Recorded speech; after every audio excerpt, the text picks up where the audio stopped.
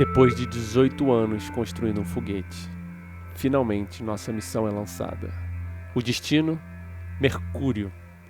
E apesar da extrema dificuldade de se aproximar tanto do Sol, de negociar as ondas solares, a extrema manobra para chegar na órbita do pequeno planeta, pousamos com sucesso. Simplesmente para descobrir que não trouxemos o material necessário para prospectar o planeta. Algumas décadas para conseguir levantar voo e dessa vez rumo a um vasto cinturão de asteroides. Com certeza um deles contém água. Nosso combustível calculado pela gota, mas chegamos no cinturão. Só que após 4 anos prospectando mais de 8 asteroides, somos forçados a voltar para casa. Nenhum tinha água. Após anos e mais anos de pequenas jornadas e construções, precisamos mandar uma missão com urgência para Marte. Não temos tempo nem recursos para nos assegurarmos dos pequenos detalhes. Mas mesmo assim, bravamente, decolamos. A missão chega com sucesso à órbita de Marte. Mas sem combustível para um pouso controlado, descemos de paraquedas. Mas infelizmente, nosso foguete explode. Repetimos a missão com o mesmo senso de urgência. Dessa vez, certamente vamos conseguir. Quais as chances disso acontecer de novo? Chegamos à órbita de Marte novamente e descemos de paraquedas. E para nossa surpresa, nosso foguete explode.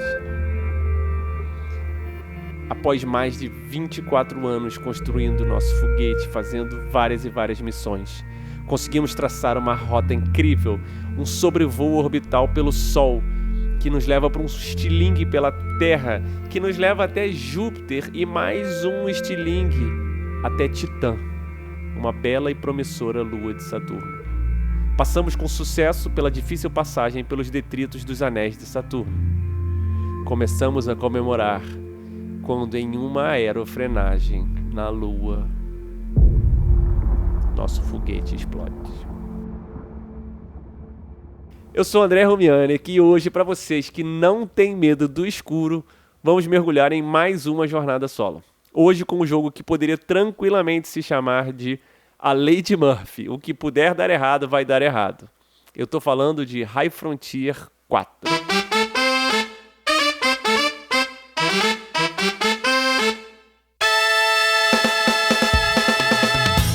Bem-vindos, fabulosos ouvintes, a mais uma jornada solo. E hoje é um episódio especial para aqueles que realmente não têm medo do escuro do espaço. Aliás, não tem medo de ler regras e manuais muito carnudos. Hoje a gente vai falar do complexo e pesado High Frontier, na sua 4ª edição, também conhecido como For All, ou Para Todos, que foi uma tentativa dos criadores de reverem as regras para deixar o jogo mais palatável. Assim, já te digo que não funcionou, por isso que eu falei tentativa, porque o jogo ainda é extremamente complexo e uma curva de aprendizado bem íngreme. Mas antes eu queria falar do retorno de vocês da enquete que eu fiz na primeira jornada solo, né, no Under Fallen Skies. Tanto no fabuloso Discord quanto pelo Spotify, o que foi mais votado foi o modo solo de outros jogos. Ou seja, pegar um jogo que não é necessariamente para uma pessoa só e falar do modo solo dele. Só que, apesar de eu estar correto nesse episódio, né, tecnicamente correto, porque de fato High Frontier For All não é um jogo para uma pessoa só, e eu estou falando do modo solo dele, eu não estou seguindo a enquete, tá? Eu fiz isso porque eu estou há muito tempo correndo atrás desse jogo, assim, paquerando ele, eu finalmente consegui. E aí, quando eu peguei, eu falei, cara, não tem a menor condição de eu não jogar ele. Então, eu mergulhei profundamente nesse jogo e vou falar dele agora. Mas eu estou falando isso tudo para dizer que na próxima jornada eu vou honrar a enquete. E no final eu falo mais sobre essa enquete. Vou fazer uma enquete sobre qual é o jogo, mas eu vou no próximo falar sobre o modo solo de um jogador. Desculpa, vou falar sobre o modo solo de um jogo para vários jogadores, tá? Aliás, se você não está no nosso fabuloso Discord, o link está na descrição. Inclusive, também tá o do episódio no nosso site. O nosso site está mais bonito agora, finalmente. Não está prontãozão, mas está apresentável. E aí eu tenho colocado o link do episódio na descrição para vocês entrarem lá. E lá vai dizer os jogos que eu estou falando. No caso, hoje vai ser só High Frontier mesmo. Mas enfim, para vocês saberem que nos outros episódios está rolando já isso também. Eu queria então também aproveitar para justificar, e acho que de novo, esse modelo de episódio. A ideia máxima, e eu vou ser um homem feliz se isso acontecer, é que eu quero fazer uma jornada para que vocês não precisem fazer. Ou seja, não vamos falar de um jogo que seja tipo um Pandemic da vida, que é um jogo que você pega o manual, lê e tá pronto e tá tranquilo. Vamos fazer de jogos que são mais difíceis, e aí eu faço esse mergulho para vocês, porque aí assim, ou então um jogo caro, por exemplo, porque aí eu me comprometo com isso, eu arrumo esse jogo, eu dou um jeito nisso, e eu falo do jogo para vocês não terem que fazer isso. Não sei se está fazendo sentido, mas a ideia é eu percorrer a parte difícil, e aí só para aqueles que se interessarem de verdade pelo jogo, correr atrás de pegar o jogo. Aliás, esse é o caso do High Frontier, tá? Porque não é um jogo barato, e não é um jogo fácil de aprender, tá? Tem um manual, assim, recheado, tá? Inclusive, se você é ouvinte frequente do Fabuloso Podcast, você com certeza já ouviu falando sobre ele. Agora, para você que caiu de paraquedas nesse episódio, pode ficar tranquilo que eu vou explicar tudo, não precisa ter ouvido os outros. Então, a essa altura, minimamente, você já sabe que High Frontier é um jogo sobre espaço e que é difícil, complexo e pesado de aprender. Mas isso não quer dizer muita coisa sobre o jogo. Então, para você que curte o tema, não tem medo do escuro, não tem medo de regras e, inclusive, não rouba quando joga sozinho, hoje vamos falar de High Frontier for All. Vamos começar pelo tema. Do que se trata High Frontier, tá? A história no jogo é que as nações, ou melhor, organizações, estão correndo atrás pela conquista do espaço. Aliás, tirando as tecnologias do jogo, a temática do jogo é extremamente atual, com toda essa corrida que está rolando agora, Estados Unidos e China, não sei para quem acompanha. Mas é sobre essas agências governamentais como NASA e agências privadas tipo SpaceX, tá? O objetivo do jogo é tentar colonizar ou explorar o espaço. Eu digo espaço, mas no jogo estamos restritos ao sistema solar. Isso faz diferença, tá? Não é completamente livre, a gente está fechadinho nesse microcosmos que é o nosso sistema solar. E isso porque a premissa mais básica do jogo é fundamentar tudo, e aí eu tô falando tudo mesmo, tá?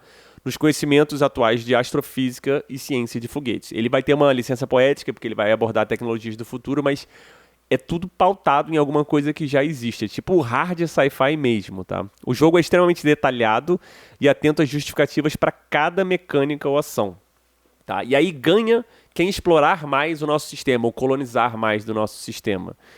Porque é dentro de um período de tempo, né? Como se fosse uma corrida para isso.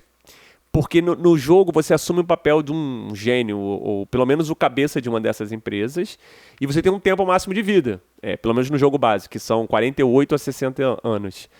Mas aí como que você determina quem explorou mais do nosso sistema? E surpresa, surpresa, pontos de vitória. Bom, quem me conhece sabe que eu não sou fã de pontos de vitória, mas eu queria deixar bem dito que nesse jogo os pontos de vitória não me incomodam quase nada. Porque nesse jogo, os pontos de vitória eles estão meio que norteando, eu vou botar entre aspas, o valor das suas missões. E isso vai ser baseado na complexidade da missão. Então, por exemplo, pousar num planeta ou num asteroide não te dá ponto nenhum. Mas se você prospectar esse planeta ou encontrar água lá, né, que é o prospectar isso, ou declarar ele como seu, fazer uma prospecção, aí isso vai te valer um ponto. Agora, se você construir uma fábrica, aí vale mais um ponto. Agora, isso tem a relação direta também com o que estava envolvido para chegar nessa missão, porque um lugar mais longe vai te dar mais ponto. Para prospectar um planeta, você vai ter que levar mais coisas que para só pousar num lugar você não precisa. Então, por exemplo, se você pousar num asteroide na zona heliocêntrica de Marte e for uma missão tripulada, aí você não ganha absolutamente nada. O lance é, se você trouxer os astronautas de volta para a Terra, aí eles falam que é tipo um desfile triunfal, uma parada triunfal. Aí você ganha pontos por ter trazido a tripulação de volta. E aí vai ser baseado na zona heliocêntrica que você foi. Então, Terra, Vênus, é menos pontos, mas à medida que você vai indo mais para longe, eventualmente Netuno, aí vale muito mais ponto. Bom, não tem como falar desse jogo sem falar sobre aprender o jogo, que aliás é talvez o seu maior desafio, ou pelo menos a primeira grande barreira. Ele tem bastante material para leitura, até você ficar familiarizado com o jogo. Inclusive, você sabe que o jogo é pesado quando o guia de referência dele tem 3 páginas pente e verso, né? O que normalmente é uma carta no jogo, nesse é um folder. O jogo sabe que é difícil, então ele vai diluindo o conteúdo dele para ficar mais digestível. Digestível. Ele se divide em, entre aspas, jogos diferentes que têm a função de introduzir o jogo todo. tá? E são quase como jogos à parte mesmo. Cada um tem o seu manual separado e até cartas e componentes diferentes dependendo do jogo. E aí, para quem não ouviu o episódio sobre narrativas emergentes que a gente fez, eu comentei isso, que eu falei, o High Frontier é essencialmente um sandbox, ou seja, um ambiente de regras e mecânicas que permitem diferentes modos de jogo. Então, ele sugere começar, e eu concordo integralmente, tá, com ele, pelo Diamantes Espaciais. E é um jogo consideravelmente simples, pensando em relação ao jogo final, né? Ele tem um manual de 8 páginas, é fácil de entender, já sai jogando. Esse é o jogo que você assim, abre e vai jogar esse, tá? Só que é um jogo que serve basicamente para você aprender a navegar o mapa. O mapa do High Frontier é uma loucura, tá? E, ao mesmo tempo, lindo. E ele mostra todo o sistema solar com umas rotas ligando os diferentes corpos espaciais. E eu já falei isso várias vezes, mas eu vou me repetir, tá? O que é lindo demais é que essas rotas não representam distância, até porque senão o mapa seria monstruoso. Mas ele representa ΔV, ou seja, diferença, para você que não lembra da física do colégio, diferença de velocidade. Então, é meio que quanto que você gasta de energia para trocar. Tá? Porque assim, no espaço você já viaja numa velocidade absurda. Então, o lance é para trocar de órbita ou mudar de curso, você precisa mudar a sua velocidade. Tá?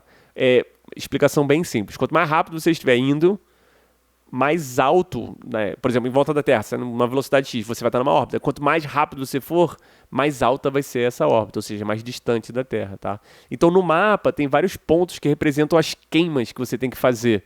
E aí, queima é exatamente isso que soa. Você dá uma turbinada no seu foguete, gastar combustível, tá? E aí, tem os pontos que mostram que, assim, olha, para passar aqui, para trocar daqui para cá, você tem que fazer uma queima, 2 queimas, tá? Tem outros pontos no mapa, como pontos Lagrange, que são pontos no espaço onde o campo gravitacional de um corpo se equilibra com o outro. Então é um lugar que você não precisa fazer uma queima.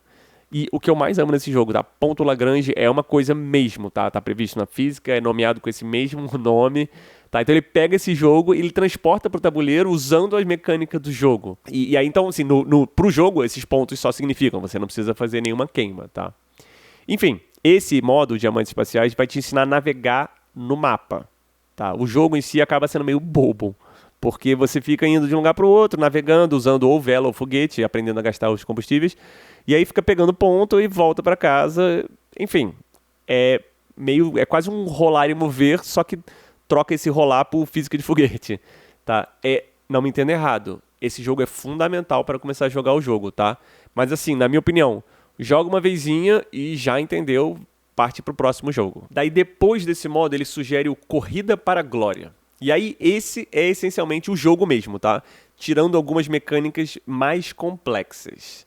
Mas o jogo, o objetivo e como chegar lá são praticamente a mesma coisa do jogo final, tá? Você não precisa ter jogado Diamantes Espaciais e nem ter lido o manual de Diamantes Espaciais para jogar esse modo, tá? E aí, ele já tem um manual um pouquinho mais encorpado, né? Quase 30 páginas. Mas tudo que você aprende nesse jogo, no Corrida para a Glória, você vai usar no jogo final. Então é diferente do Diamantes Espaciais. Você aprende sobre o mapa, mas as regras do jogo, pontuação, não tem nada a ver com o jogo final. Tá? Então você não vai perder tempo jogando esse. Só que aqui eu decidi não jogar isso. Tá? Porque as coisas que faltam, as mecânicas que faltam do jogo final, pra mim, na minha opinião, faz muita diferença. E aí eu que já vou mergulhar na experiência completa, tá? Então eu parti direto pro manual das regras básicas. E aí esse é o carnudão, o bolo de aniversário, o recheado. São 50 páginas, tá? Com todas as regras do jogo, tem exemplo. E o que eu mais gostei, já falei várias vezes isso, são as notas de rodapé que sempre justificam tudo do jogo pautado em física. E aí, se você está se perguntando quais são as diferenças entre o Corrida para a Glória e o jogo final, são 3 e meio que o porquê que eu fui para isso, tá? No jogo final, ele tem cinturões de radiação, que são locais que você passa e pode dar dano. No Corrida para a Glória, ele ignora isso. Só que é bem fundamental isso, tá? Porque é um ponto que você passa que é perigoso, você tem que lidar com isso. No Corrida para a Glória, tipo, passa lá e tá tudo bem, tá? Isso é uma coisa. Eventos, que são coisas que são determinadas aleatoriamente por um dado a cada 2 anos no ciclo solar. E aí, cara, esses eventos modificam bastante o jogo, porque eles fazem desde ciclar a carta do mercado, eles causam falhas técnicas nos seus foguetes e até causam erupções solares. Eu gosto disso, eu gosto desse elemento de aleatoriedade da natureza falando também, tá? Eu acho que isso faz muita diferença, tá?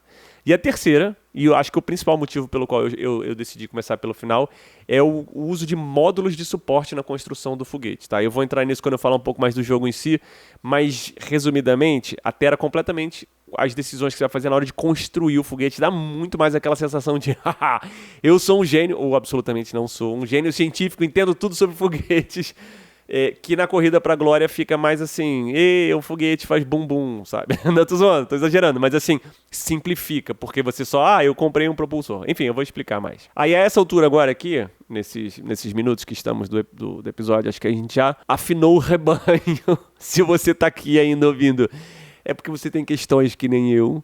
Mas enfim, brincadeiras à parte, não é qualquer um que vai ter interesse nesse jogo, tá? Algumas pessoas que só de mostrar o mapa, a pessoa fazer aquele, não, eu vou dar uma voltinha, sabe? Tipo, não é pra qualquer um. Eu acho, inclusive mostrar o mapa é um bom indicador, assim, tipo, dá uma olhada nesse jogo aqui. Se a pessoa se encantar, então vem comigo, vem aprender, tá? Mas enfim, eu queria falar isso porque apesar de parecer que tem muitas regras, tá? O jogo, ele não tem muitas regras, ele tem muitas condições ou regras passivas, se é que existe isso, tá? Ele é tipo, pra mover você move. Mas não pode fazer isso se fizer isso. Se fizer aquilo, faz aquilo, sabe? Regrinhas assim. Aí, cara, uma parada que me ajudou muito nesse jogo foi o ChatGPT que fizeram do jogo. Então treinaram o ChatGPT com as regras todas e aí você pode tirar dúvidas, porque aí você fala assim, não, peraí, mas na regra tal. Aí ele fala, é assim. Aí você fala, não, mas eu não entendi por isso. E você continua a conversa. Inclusive, acho que é uma parada que vai vingar muito pra board game daqui pra frente, mas é ótimo. Eu recomendo, português e inglês, você fala o que você quiser, tá? Vamos ao jogo propriamente dito, tá? Já deu pra entender que tem muito sistema, muitas peças se movendo no jogo, mas acho que não tá nem um pouco claro o que é que você faz no jogo. E aí eu queria explicar bem a dinâmica do que é que você faz, tá? E aí, só pra explicar, eu joguei extensivamente o modo solo chamado Altruísmo. Tá? Nesse modo, você está essencialmente jogando o jogo normal, só que ao invés de estar competindo com pessoas por quem faz mais pontos, você está simplesmente tentando chegar a 40 pontos se você jogar o jogo curto ou 60 no jogo longo. O que, aliás, spoiler, é bem difícil. Pelo menos para mim foi, tá? Eu também falei disso no episódio de Narrativas Emergentes. Como o jogo é sandbox, ele tem vários modos. E isso vem em mais um manual, que é o apêndice, tá? É uma parte do manual. Aí tem um modo que é queda de Hermes, eu falei disso. É como se o asteroide binário Hermes estivesse caindo em direção à Terra e você tem que pousar lá. Tem o modo CEO, que é como se você fosse o CEO da empresa, e aí de tempos em tempos o board lá decide se você alcançou os pontos, que foi... Cara, tem muitos modos. Tem um modo até que é espécies diferentes, as sereias ou sirenas, sirens, sereias, que é como se você tivesse, em vez de partir da Terra, você parte de Netuno. Cara, enfim, só para deixar claro que tem muitos modos, inclusive abre caminho para ter modos criados pela comunidade. Incrível. Mas enfim, no modo altruísmo você tem que chegar a 40 pontos, tá? Só que o jogo deixa muito aberto como é que você faz isso. Você pode sair explorando por aí, ou então você quer fazer missões mais profundas, indo para os lugares mais distantes para poder conseguir mais ponto, ou então sair botando bando de fábrica em regiões mais próximas da Terra, porque é mais fácil. Enfim, é contigo. E aí, para mim, isso é o punk. Porque fica tão aberto que é difícil começar, sabe? Tipo, muitas opções é igual a nada. E aí eu ficava, por onde eu vou? Mas enfim, vamos lá. O que é que você vai de fato fazer para começar isso, tá? E não muito surpreendentemente, a primeira coisa que você tem que fazer é construir o seu foguete, tá? E isso não é trivial. Porque assim, cada empresa ou organização começa com uma carta de tripulação. E essa carta, na grande maioria dos casos, já tem um foguete, ou pelo menos um propulsor, tá? Eu vou explicar o que é isso depois. Isso porque no jogo você não precisa usar o foguete da tripulação, tá? Então você pode pegar essa carta de tripulação e de fato usar o foguete dela, ou você poderia enfiar ela em outro foguete e fazer como você quiser. Enfim, mas você já pode sair voando com essa foguete de tripulação. Só que o consumo de combustível dessas cartas é muito alto, tá? Tipo impeditivo mesmo. Então a ideia é que você tem que conseguir montar um foguete um pouquinho mais eficiente. E aí eu entro na questão do combustível. E aí eu queria fazer uma pausa para explicar o que é o conceito de combustível, porque para mim não era muito claro, tá? Mas enfim, no jogo, o combustível e também a moeda corrente do jogo, que eles chamam de aqua, mas está se referindo à água, tá? E aí, se você é que nem eu, você deve pensar que no foguete o combustível é uma coisa que você explode, queima, né? Pega fogo inflamável. Só que aí no jogo, e aí lembrando isso, é discutido nas notas de rodapé extensivamente do manual, tá? Ele assume a água como propelente. Isso para mim não estava tão claro, mas ele explica que para mover um foguete ou qualquer objeto no espaço, você precisa expelir alguma substância para fora do foguete. Só que como você faz isso, pode ser com uma queima de alguma coisa, pode ser energia nuclear, ou seja, pouquinha coisa, mas ele coloca que para efeitos de física, a água resolve, você está cuspindo a água e isso move o teu foguete. E daí a mesma coisa para moeda corrente. No jogo, o dinheiro é chamado de água, como eu falei, né? E ele pode ser usado como dinheiro porque ele fala assim, isso está na órbita terrestre baixa. E ele fala que o preço, né, o preço em nossos dinheiros, para você conseguir levar 10 toneladas de água, o que é o equivalente a uma moeda do jogo, né, um dinheiro do jogo, é muito caro. Então ele chama isso de moeda. É interessante, assim, é totalmente voltado para exploração espacial, né? Aí você está se perguntando assim, por que eu estou falando isso, né? Cara, só porque eu achei demais. E não tinha menor necessidade de explicar isso para mim, mas o fato de que explicou enche o meu cientista atrofiado de felicidade. Mas enfim, como é que constrói esse foguete? Tem um baralho de patentes, tipo um mercado, né? Que tem 6 categorias. As 3 principais sendo, e aí são as únicas que tem no modo Corrida para a Glória: propulsor, robonautas e refinarias. Tá? As outras 3 são os módulos de suporte que eu falei. Mas vamos lá. Propulsores são o que fazem o seu foguete voar, ou melhor, deslocar-se pelo espaço. Cada propulsor tem um número chamado de propulsão basal e um de consumo de combustível. E aí não vou conseguir entrar muito em detalhe, tá? Mas para tentar simplificar, propulsão basal vai dizer quantas queimas você pode tentar fazer. Tentar se você tiver o combustível, né? Mas você vai poder fazer. Lembra que eu falei que no mapa tem os pontinhos que você faz queima? Então, se você só tiver propulsão basal 2, você só vai poder passar por 2 desses, se você tiver o combustível. E aí o outro é o consumo do combustível. Então, para cada queima, quanto de combustível você queima. Então, quanto mais alto esse número, menos eficiente é o foguete. Então, aí de cara você pensa, pô, é só pegar os foguetes mais eficientes e foi, maravilha, vou pegar os que pouquinho e tô voando por aí. Só que esses foguetes mais eficientes, eles costumam ter propulsão efetiva baixa, que é a basal. A basal, desculpa, faltou explicar isso, né? A propulsão basal é uma, mas, por exemplo, se o seu foguete estiver muito cheio de combustível, ele fica mais pesado. Então, a propulsão efetiva, ela fica menor. É que, assim, foi mal, eu preciso deixar isso dito nesse momento. Eu joguei muito o jogo, então eu mergulhei no universo dele, e esses termos ficaram muito naturais pra mim. Então eu tô tendo que parar e lembrar que não é assim. Mas, enfim. Então, por que eu só não pego o foguetinho lá mais eficiente e uso ele? Porque aí a propulsão efetiva dele vai ficar muito baixa, tá? Então, só isso de cara é pior, você tem menos movimentos, mas aí você faz uma viagem mais longa, não tem problema. O problema é que a propulsão efetiva, ela determina a força do seu foguete, tá? Então, para você pousar, pelo menos controladamente, num asteroide maior, você tem que ter a propulsão basal maior do que o tamanho daquele planeta. Então, assim, com uma propulsão basal pequena, propulsão efetiva pequena, você vai ficar pousando em asteroidezinho, mas você vai querer pousar num planeta que é muito mais fácil de prospectar, você não vai conseguir fazer isso. Então, assim, você tem que catar um propulsor que serve para a viagem que você está fazendo. Inclusive, tem propulsores que o consumo é zero, são velas solares. E aí é maravilhoso para você levar ele até o lugar que você quer pousar e depois você troca para o propulsor boladão que você tem para pousar. Só que aí tem a cretinice. Velas solares funcionam, né, baseado no Sol. Então, quanto mais longe do Sol, mais fraco elas ficam, até chega um ponto que elas são inúteis. Tá? Aí, robonautas. Os robonautas são usados para prospectar os corpos espaciais. Você pousa num lugar, você tem que levar um robonauta. Tá? Prospectar quer essencialmente dizer se ele acha carta. Então, cada robonauta tem um índice, que eles chamam de ISRU, In Situ Resource Utilization, utilização de recursos em loco. Tá? E aí, para você conseguir prospectar um local, o ISRU do robonauta tem que ser igual ou menor do que o índice de umidade daquele lugar. E aí eu vou te falar, a maioria dos lugares é muito seco, no espaço, no sistema solar, pelo menos, tá? E aí, para piorar, os robonautas que vêm no começo, eles tendem a ter os índices muito altos, tá? Mas depois eu explico como é que melhora isso. E aí, daí, tendo esse valor, você faz um teste pelo tamanho do corpo. Quanto menor o corpo, mais difícil de ter chance de água lá. Quanto maior, mais fácil ter. Tá? E a terceira carta, o terceiro tipo de carta são as refinarias, que é usado para criar fábrica. Uma vez que você conseguiu prospectar um local, falou que esse lugar é teu, e aí você joga o seu trambolhão lá, sua refinaria, que é isso, as refinarias só são para isso e são pesadas, tem muita massa. E aí você joga lá e você constrói uma fábrica.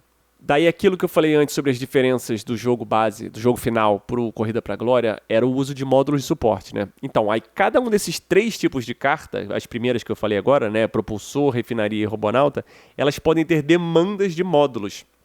Daí não precisa muito entrar, não tem como entrar muito em detalhe sem ficar longo demais, tá? Mas as demandas são geradores, radiadores ou reatores. Aí eles vão ter massa, que vai deixar o seu foguete mais pesado. Vai ter uns que vão modificar o propulsor, fazendo ele ficar pior, ou mais forte, mas com mais consumo, ou então diminuindo o consumo.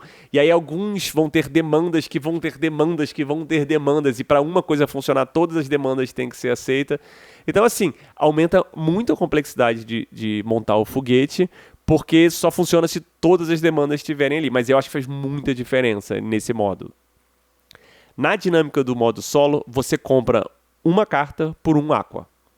Tá? Se tiver demanda, você é obrigado a comprar todos. Então, se você compra um propulsor que demanda um gerador, você vai pagar 2 e já vai pegar a carta do propulsor com o gerador.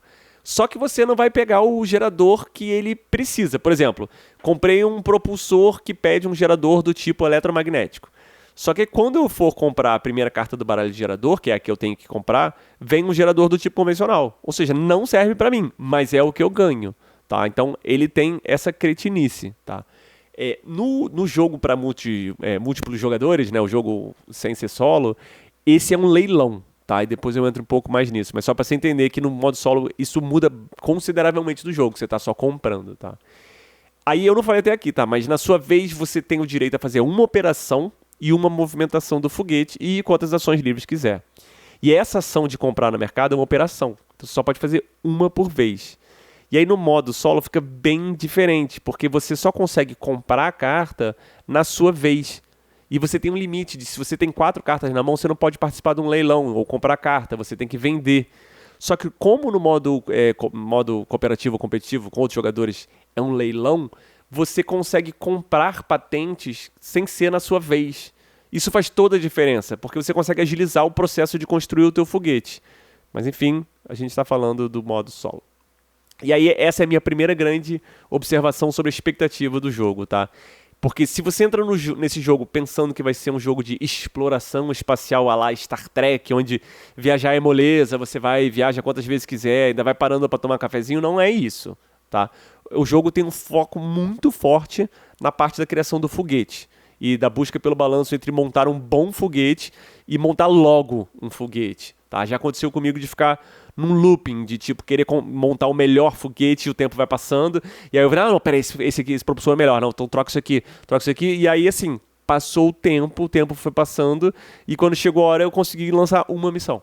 E uma missão não resolve meus 40 pontos. Então assim, é montar um bom, mas montar rápido, tá? E esse foco na montagem é parte crucial do jogo, tá? Na maioria das vezes, eu só conseguia decolar com, entre aspas, bom foguete depois de 12 anos, rodadas, né? Cada rodada é um ano. E aí até conseguir alinhar todos os suportes e peças que me interessem, mas que tem algum elemento de conseguir aproveitar o que eu consegui, eu demorei. Inclusive eu demorei para perceber que acho que o jogo tem uma onda assim... Cara, usa o que foi dado aqui pra você, tá? Não fica ciclando o baralho e tentando achar o melhor, não dá. É meio, pega isso, vai lá e se resolve isso. Porque senão não acontece. Eu demorei muito pra perceber isso, tá? E aí eu ficava enrolando, aí eu conseguia, como eu falei, conseguia uma missão, aí terminava o jogo com 10 pontos, sabe? Eu descobri também que se você conseguir, isso foi uma sacação mais tardia, tá? Se você tiver uma vela solar no começo do jogo... Enquanto você está comprando as peças do seu foguete, negociando as patentes, você vai fazendo umas missões tripuladas pelas zonas heliocêntricas, né? As zonas mais próximas do Sol, que dá para voar com vela solar. E aí você vai pegando esses pontinhos de vitória de Mercúrio. Você não precisa pousar em Mercúrio, mas você pousa num asteroide na zona dele e por aí vai. Cara, isso já deu, assim, muitos pontinhos a mais, tá? E aí o que muda no decorrer do jogo é que uma vez que você consegue prospectar uma localidade, construir uma fábrica ali, Aí você consegue fazer o que eles chamam a operação de produção extraterrestre. Ou seja, você pega uma carta de patente que você tem e você melhora, dá uma upada nelas. E melhora muito, tá? Às vezes baixa a massa, às vezes aumenta a propulsão, melhora bastante. E esse é o único jeito, inclusive, de você conseguir fazer mais missões ou missões para os lugares mais distantes. Porque com as cartas base você não vai conseguir. Só que tem a pegadinha. As localidades, elas têm classes espectrais. E olha, a nota de rodapé vai explicar o que é uma classe espectral baseado no espectro de cor, etc, etc. Eu não vou entrar nisso, mas é lindo, tá? Mas cada localidade tem uma classe espectral. E aí essas cartas de patente também.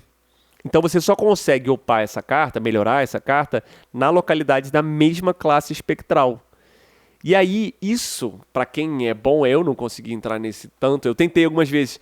Você, na hora de comprar uma carta e montando seu foguete, você vai tentando, peraí, não, essa classe aqui é muito rara, eu não vou conseguir melhorar ela, então eu estou comprando essa carta para ser essa. Ah, essa aqui eu consigo talvez construir uma fábrica nesse lugar, então eu vou poder melhorar. Ou então assim, cara, vou tentar montar o meu foguete todo da mesma classe espectral, porque quando eu pousar num lugar e botar uma fábrica aí, eu melhoro todas as minhas cartas. Tô falando isso, mas é muito mais difícil feito do que falado. Bom, essa é a pira do jogo. Constrói seu foguete, abastece, faz uma missão, daí tenta o seu melhor para otimizar o tempo, o combustível e dinheiro entre missão e repete.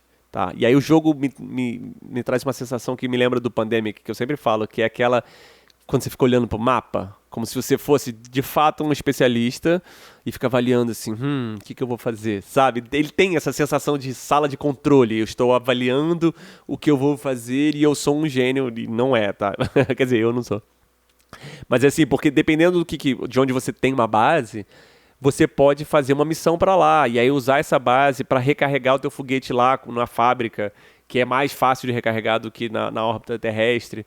Cara, tem inúmeros caminhos para chegar no mesmo lugar. Dá para fazer um sobrevoo orbital, como eu falei na introdução, que te dá um voo estilingue em volta do planeta e ir para outro lugar. Tem muita rota, e aí você pode calcular consumo, mas você pode dizer, não, eu vou gastar mais combustível e ir mais rápido, ou eu vou gastar menos combustível e demorar anos e anos para chegar num lugar. Você pode fazer o que eu falei, um posto avançado no meio do caminho, deixar uma peça lá. É muita opção para o que fazer e como fazer, tá? E aí eu sofri um bom bocado para começar a pontuar mais no jogo, tá? Ele exige, eu acho, um pensamento muito específico, que eu não sei se eu tenho sempre, tá? Que é uma coisa de uma estratégia a longo prazo. Então começava assim, eu começava bem calmo, aí eu todo estruturadinho, aí eu pensava como é que eu ia fazer meu primeiro foguete, aí a primeira missão bem sucedida que eu conseguia, o sucesso subia a minha cabeça. E aí eu começava a ficar ansioso e já começava a fazer asneira. Tipo, sabe? Agora não, agora eu vou mandar a missão pra lá, agora não sei o que. E aí, cara, o jogo, ele te pune por cada detalhe que você não pensou. Mesmo, todas as histórias que eu contei na entrada são reais, aconteceram comigo, tá? E ele vai punir. E, o que é maneiro também, ele te beneficia, né? Te premia se você aceitar o risco na hora certa. Porque como tem a limitação do tempo... Né? Se não tivesse limitação do tempo, que é real, você faria sempre o foguete perfeito, missão totalmente sem risco, juntava dinheiro para fazer tudo. Só que tem o tempo, então tem uma hora que você fala assim, tá, eu faço aqui tudo, vou evitar radiação, não vou aceitar riscos de radiação, mas vou aceitar um risco de pousar de paraquedas, sabe? E você tem que saber o lugar, tá? E aí, essa parada do tempo é maneira, porque ela traz essa coisa de, tá, vambora, não dá não, a gente tá com pressa, a gente tem que decolar agora. Que eu acho que não tem aquela coisa do, eu vou fazer a jogada perfeita, tá? Ó, o mais alto, pra vocês entenderem, que eu consegui chegar de ponto até a gravação hoje, foram 31 pontos. E assim, eu me sinto... Tipo, o momento que eu fiz 31, eu ganhei o jogo. Eu sei que você só ganha a partir de 40, mas... Eu ganhei com 31 pontos, quando eu contei, falei, cheguei a 31, eu sou um gênio, eu fiquei muito feliz, eu demorei muito, os meus jogos terminavam com 20, 22, o dia que eu fiz 31 foi, tipo, foco, hiperfoco, assim, não quero saber de mais nada, calculando tudo, e, cara, me senti incrível de ter feito 31 pontos. E aí eu preciso falar até de uma coisa que eu falei no episódio de Narrativas Emergentes, que eu deixei como um cliffhanger naquele, que é, ele pergunta por que, eu perguntei por que os planetas no jogo não são estacionários, né? Porque se na vida real eles estão andando, como é que no mapa eles podem estar parados? Cara, e aí mais uma notinha de rodapé dessa, ele explica, ele fala assim, dentro desse período que é uma rodada, que é 1 ano, tanto faz qual trajetória, qual ponto da órbita esses planetas estão, você chegaria lá. E é muito maneiro porque tem alguns corpos, que são os cometas com umas órbitas muito excêntricas, que não estão nisso. E aí o jogo fala, você só pode pousar nesse cometa na era azul do ciclo solar, ou na era amarela. Cara, é muito lindo isso, porque é um mapa fixo, mas que está, de certa forma, em movimento baseado no tempo. Eu amei isso. Agora, sobre narrativa. Tá, e aí, como eu deixei entender na introdução, esse jogo dá muito pano pra manga pra história. Tá? Geralmente, as histórias de fracasso. E aí, é onde eu gosto do jogo, que ele me lembrou muito a onda daquele filme Apollo 13, que as coisas vão dando errado, e aí você vai pensando, tá, não, mas como é que eu consigo consertar isso? Porque dá pra consertar, não dá, larga tudo. E aí, esses momentos que você decide, não, vai dar tudo certo. A chance de dar errado é baixa. E aí, óbvio, dá errado. Esses momentos, claro, são mega frustrantes, mas eles criam toda essa parte inesperada da história, sabe? Transforma o jogo e esses, não, tá, então peraí, eu preciso repensar isso no futuro. Isso dá esse elemento. Por isso que eu falei também que eu escolhi entrar com os eventos. Porque se assim, não, cara, meu foguete tá brilhando, tá tudo certinho, maravilha, eu tô fazendo uma missão aqui pra Marte. Erupção solar. Ah, perdi um radiador. Meu foguete não está mais operacional. Assim, eu super entendo como é que isso pode soar extremamente frustrante, tá? Mas tem que entender que o lance desse jogo é planejar. É sobre a sua capacidade de planejar em cima do que você tem, pensando a longo prazo e constantemente se readequando a essas situações que acontecem, tá? Então, assim, pra mim foi um jogo que rendeu muitas horas de jogo, tá? Eu jogava geralmente 2 partidas seguintes, porque depois que você pega o jeito, né? Depois que você já leu tudo, todas as regras, você vai mais rápido, especialmente no modo solo, tá? Porque você tá sozinho, então você vai embora. E teve até, acho que isso foi uma coisa que foi ruim pra mim, que como eu tava jogando sozinho, não tinha mais ninguém, quando eu começava a perceber que tava dando errado, eu parava. Tipo assim, cara, isso aí não vai render mais nada não. E eu fico me perguntando se eu não tivesse insistido nessas partidas também, se não teria dado uma coisa, sei lá, teria me levado para outro lugar. Nem que fosse mais uma historiazinha de um foguete explodindo, mas sabe, de não desistir. Acho que no modo com vários jogadores você não sofre disso. Você tá, eu não vou desistir, então eu tenho que fazer o melhor do que eu posso aqui. Eu joguei nesse modo altruísmo, que inclusive ele também pode ser jogado com vários jogadores. E aí é maneiro também, porque o jogo, em vez de ficar competitivo corrida, todo mundo do jogo tem que alcançar 40 pontos. Então vai ter essa coordenação, né, entre as organizações, como é que faz isso. Eu joguei também o Queda de Hermes, mas esse cara, não quero nem falar muito, porque só foi fracasso. Foi tudo muito dando errado, tá? Eu tô falando desses modos porque o jogo me deixou com a sensação de que ainda tem muito mais para explorar, tá? Não só pelos modos os outros modos que tem, mas tem uns módulos adicionais, que são expansões essencialmente, mas na edição da Mosaico aqui ele já vem com 2, que é o Política, que pra mim nem fez sentido botar, porque eu tava sozinho, e tem outros 2 que adicionam mais foguete, um carregador, um Bernal, eu não lembro o nome, e outros propulsores e colonizadores, enfim, eu não joguei com isso, tá? Não mergulhei, até porque assim, eu preciso ganhar o modo solo, no altruísmo, no mais simples, pra avançar, tá? Mas assim, pra tu ter noção, tem modos que duram mais tempo também, 7 rodadas a mais. Enfim, tem bastante coisa para conhecer. E tem o próprio Sistema Solar também, que é um mapa enorme, que acho que tem muita coisa para explorar mesmo do jogo, né? E aí eu preciso deixar claro que eu não falei do jogo todo aqui. Tem muita coisa. E aí eu vou fazer um passadão aqui de coisas que podem acontecer durante o jogo, e de fato aconteceram comigo, só para vocês entenderem o nível de detalhe do jogo, tá? Eu não vou explicar cada coisa, mas eu vou falar coisas que aconteceram. Explosões nas plataformas de lançamento, danos de radiação por conta de cinturão de radiação ou ejeção de massa coronal do Sol, construir um posto avançado e deixar peças e outra tripulação lá para uma futura missão. Em um período do ciclo solar, o mundo pode entrar em anarquia e você pode... Bom, permite que você, entre aspas, descarte sua tripulação. Um jeito discreto de dizer que você abandonou eles ou matou eles, né? Velas solares que se rasgam em descidas por aerofrenagem, reabastecimento durante uma aerofrenagem, reabastecimento em um asteroide sem fábrica, usar rególitos sólidos como combustível em um propulsor sedimentar, explorar um planeta via trilha de Jeep, prospectar múltiplos asteroides em um cinturão usando um robonauta de feixe, alijar combustível, remanejar seus tanques de combustível durante a missão, adicionar ou remover peças de um foguete durante a missão, disputar a Lua, fazer missões longuíssimas para não gastar combustível, perder patentes por cortes orçamentários, enfim... Tem muita coisa para acontecer, tá? E eu quis falar isso que foram coisas que eu fui lembrando. E assim, eu preciso fazer justiça. Como eu não vou conseguir falar do jogo todo, eu preciso... muita coisa pode acontecer. E olha, se não ficou claro até agora, eu curti o jogo demais. Demais, tá? Ele ficou aberto na mesinha de jogo assíncrono comigo mesmo, eu acho que uns 2 meses direto, tá? E toda noite rolava pelo menos uma partida. Sem falar de noite que rolava aquelas 2, né? Ou então acabava mais cedo, uma engatava na outra, né? Bom, eu amei. Mas não é um jogo trivial, tá um pouco barato, tá? No momento da gravação de hoje, que eu tô gravando, tá mais ou menos uns R$700, tá? E como eu falei, não é um jogo simples. Eu lembro que quando eu recebi o jogo, eu peguei o manual, eu comecei a andar com o manual pra onde eu ia, tipo, ficar esperando, eu ficava lendo. Eu li todos os manuais antes de começar a jogar o jogo, em respeito ao jogo mesmo, do tipo, também não vou sair metendo a cara porque não vai rolar. Então, assim, enfim, tô dizendo tudo isso só pra dizer assim, não é um jogo pra qualquer um trivial, então eu quero fazer, dando continuidade à nossa proposta, eu quero fazer a avaliação pelos arquétipos, então eu vou fazer uma pra cada arquétipo. Só antes de entrar nos arquétipos, uma coisa que não rolou no Under Fallen Skies, porque ele é um jogo estritamente solo, eu queria falar do nível de interação, tá? Propondo falar em cima do nosso episódio, níveis de interação.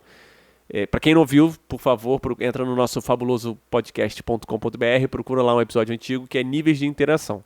Mas como esse jogo tem um modo multijogador, vale a pena a gente falar do nível de interação, tá? Então, assim, o jogo, apesar dele ser muito sobre a sua capacidade individual de avaliar o que e como você vai fazer, e tem esse elemento forte de corrida, tá? Então ele bota você nesse nível, seria o nível 2 de interação, né? De recursos compartilhados. A gente está competindo, acho que eu não falei isso, mas quando você pousa num lugar e volta com a sua tripulação, isso é uma ficha que só ganha pro primeiro. Então já é uma coisa de recurso compartilhado. Só que o jogo também tem recurso de você poder roubar a localidade do outro. Então isso já entra naquela coisa do jogo nível 3, que permite essa interação direta, tá? Não é o cerne, mas ele te dá esse recurso. Eu queria deixar dito que em termos de nível de interação, tudo no jogo, eu acho que quase tudo no jogo pode ser negociado. Tá? Então ele é bem interessante. Você pode negociar até o seu poder assimétrico de facção, você pode negociar de alguém usar isso. Tá? Então isso não é o cerne, porque como eu falei, você vai estar muito na sua onda. Eu acho até que no modo cooperativo isso deve ficar mais forte, mas eu acho que eu falo mais disso quando eu entrar no arquétipo do lobista. Vamos para os arquétipos. Para quem não lembra dos arquétipos, eu sugiro fortemente fabulosopodcast.com.br procurar o episódio de arquétipos de jogadores, tá? E no episódio do Under Fallen Sky eu criei essa notinha de 0 a 4. Vou repassar rapidamente. 0 não me interessa, e lembrando me aqui sendo o arquétipo.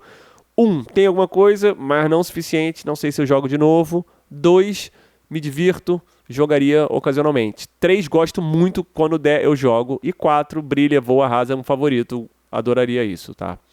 Primeiro arquétipo, casual. Casual gosta de jogos leves e sem muita complicação, então 0, não tem nada pro casual, nada. As regras são super complexas, os manuais são grandes, o tempo de aprendizado é grande, as partidas são longas, muitas regras e condições. Beijo, tchau, 0 pro casual. Conquistador, aquele que gosta de amassar e conquistar, enfim. 2, tá? No modo com outros jogadores, tá? Porque apesar de ter uma disputa entre as organizações, ainda é uma corrida. Tá, só que a corrida ela é muito mais contra você mesmo e contra, né, o seu tempo de jogo do que contra os outros. Não é 0 porque tem a disputa de quem chega primeiro nas zonas, como eu falei, né, de você chegar antes naquela zona heliocêntrica e pegar a fichinha de glória. E também tem essa possibilidade de você cometer um delito e roubar a localidade do outro. Então tem um ataquezinho, mas é isso. É 2. Eu me divirto, jogaria ocasionalmente. O estrategista, 4 é para ele. Esse jogo é todo para esse arquétipo. Tá? Se você não lembra, o estrategista é aquele que gosta de pensar a longo prazo, tramar um plano e seguir com ele. É perfeito, tá? É a chance que você tem de traçar uma rota, construir o seu foguete, tentar ficar fiel a esse plano, pensar a longo prazo, vai honrar isso. É perfeito, é perfeito. É um tratado sobre planejar e executar. 4. Matemático otimizador, 3. Não me entenda errado, é muito bom para o matemático, porque tem toda a parte do cálculo de massa do foguete, aí quanto mais você gasta para chegar, você fica mais leve, então isso te dá um bônus, você vai gastar mais, mas você pode ir de graça, tem tudo isso, tá? Mas para esse arquétipo que a gente falou, que é o matemático otimizador, falta aquele ajuste constante que o otimizador gosta, né? De ficar girando as manivelas e apertando os botões. Porque assim, uma vez que o foguete sai, já está tudo escrito.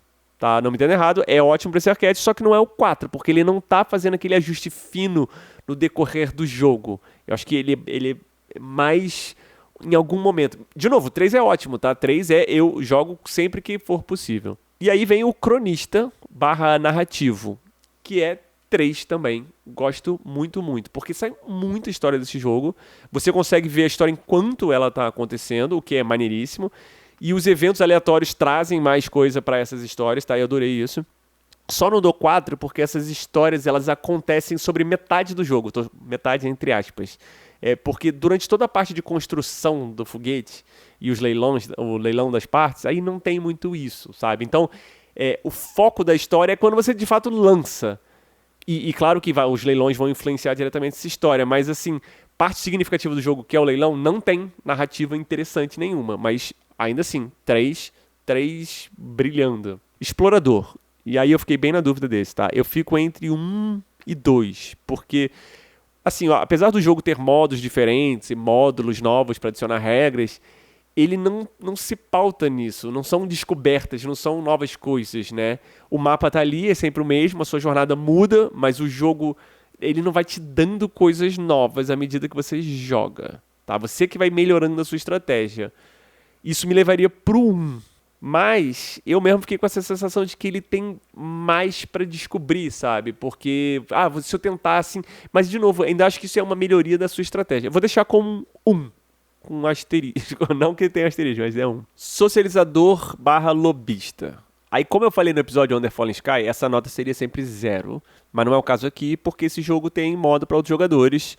E sim, pro modo solo é 0. Mas no modo com outros jogadores... é um 3. E aí é porque eu falei mais cedo, você pode negociar tudo no jogo, né? Ou quase tudo. Mas assim, eu falei que você pode negociar a habilidade assimétrica da tua organização, você pode deixar se uma pessoa vai reabastecer na tua fábrica ou não. Tudo é negociável, né? Então, isso muda, isso dá o prazer que o lobista tem de, peraí, não, se você fizer por aqui, vem pela minha base, e a gente troca, você pode vender tudo, você pode dar dinheiro, você pode trocar tudo. E ainda é o que eu falei mais cedo também. No modo cooperativo, nossa, deve ser numa onda meio pandêmica, que você tem que coordenar os esforços, porque todo mundo só ganha se todo mundo fizer 40. Então, tem uma negociação, não, então toma isso e você vai te ajudar com isso e você me ajuda com aquilo. Pra mim, é um 3zão, tá? Eu só não tô dando 4, e aí eu posso estar enganado, tá, com isso, mas é porque, na prática, ainda o jogo é muito dentro de você.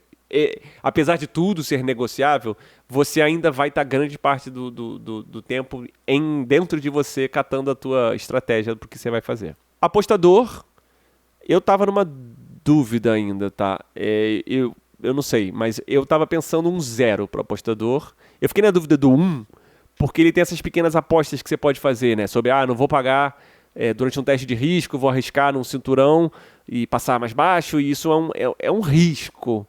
Mas eu acho que isso não conecta com a aposta, sabe? Porque ele me parece muito mais sobre risco controlado ou planejado do que uma aposta propriamente dito. Dito isso, não deixa de ser uma aposta. Eu vou botar como 0, 1, 0, 1. Não, 0. Porque não é aposta, tá? Não é essa onda que o apostador gosta. Construtor, 1. Só porque tem a montagem do foguete e a construção extraterrestre. Mas assim, isso não é onde o construtor brilha, né? O construtor gosta de manipular as coisas, transformar uma coisa em outra. Essas construções do jogo são automáticas. Fiz isso, botei, tananã. é mais sobre planejamento, de novo, é muito mais estrategista e matemático do que aquela coisa que a gente fala de, né, manipular os componentes, converter uma coisa na outra. Então, é tipo, eu senti que eu construí, botei uma base na Lua, mas assim, botei uma fichinha lá, mas o esforço não tá em cima disso, né, tá em 1000 coisas antes disso. Enfim, galera, esse é High Frontier 4, do meu ponto de vista solo. Gente, eu mergulhei profundamente nesse jogo. Como eu falei, eu fiquei uns 2 meses jogando toda noite. Não joguei nenhum outro jogo enquanto jogava esse. Estava totalmente afundado nele. Sonhei com ele, acordava no meio da noite vendo rotas e trajetórias. Eu me diverti muito, mas eu super ultra entendo que não é para qualquer um. Você que está aqui agora até o final desse episódio, talvez seja para você. Tá? Não é um jogo novo, é um jogo que acho que você consegue comprar usado, ou então você ainda consegue um desconto, eu não sei. Mas eu amei. E, bom, se você está na onda do estrategista, tenho certeza que você vai gostar também. Queria lembrar para você que não faz parte do Fabuloso Discord, para entrar lá, as nossas discussões estão ficando cada vez mais interessantes por lá. A outra enquete foi disso, a gente está falando do mergulho também, inclusive estou devendo esse retorno do mergulho, a gente vai fazer na semana que vem, eu já coletei a maioria dos jogos que vocês propuseram, vou montar uma enquete para semana que vem a gente poder fazer a enquete do mergulho e começar logo esse mergulho. Tem o site fabulosopodcast.com.br, tem o nosso Instagram, @fabulosopodcast. E aí, como eu falei no começo do programa, eu vou fazer lá no nosso fórum do Fabuloso Discord, eu vou fazer uma enquete nova sobre qual jogo vocês querem um modo solo. Tá? Eu tô na dúvida de alguns, assim, eu vou montar lá, mas também, galera, deixar aberto para fala no comentário. Se, nenhum desses da enquete, mas que tal esse, tá? Eu tô super aberto a isso. E é isso, espero que vocês tenham curtido essa jornada espacial de High Frontier. E para vocês que não têm medo do escuro, até uma próxima jornada solo.